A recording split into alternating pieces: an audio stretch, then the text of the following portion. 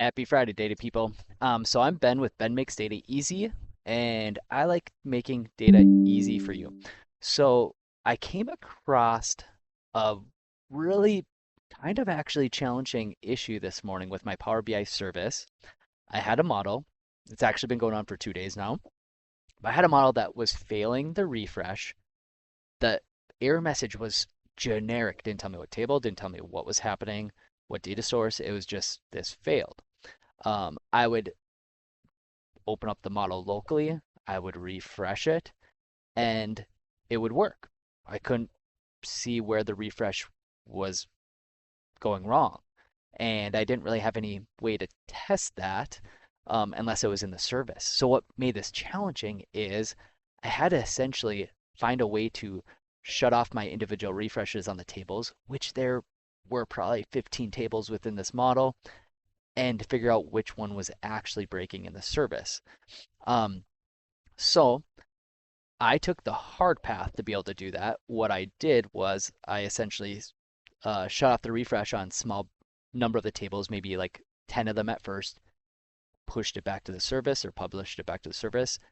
Then I would check to see if it would fail or not. And if it didn't fail, then I would narrow down my search and I found the table that was taking a long time or erroring out more or less in the service, and I was able to fix it. But that process of going back and forth between the service, that was challenging. And I want to show you this feature I have in my app that actually makes that a lot easier. And I foresee myself adjusting this to even do some more cool things with this. So let me get started with it. So I'm going to select my service or my workspace. And then I have a feature of being able to refresh specific tables within a data set.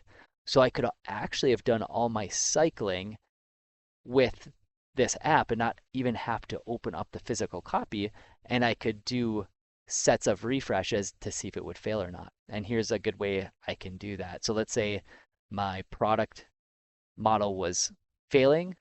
I could do two tables, my product and my sales table in the model, and I could refresh those, see if it failed or not. But what this does is it actually refreshes only these tables in my service. So I'll do the refresh.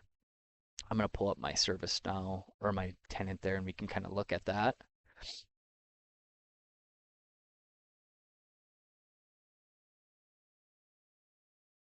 So we'll go into that workspace. I'm going to filter for my semantic models already filtered. And we can see if I go to my refresh history that that completed. And I could now, with this concept of being able to refresh just specific tables, now I could move to the next one and then test out my refresh.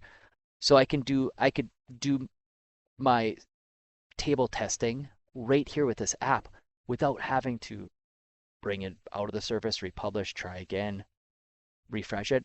The concept of being able to refresh a set of tables on the model with a script or the script behind the scenes, that helps out big time.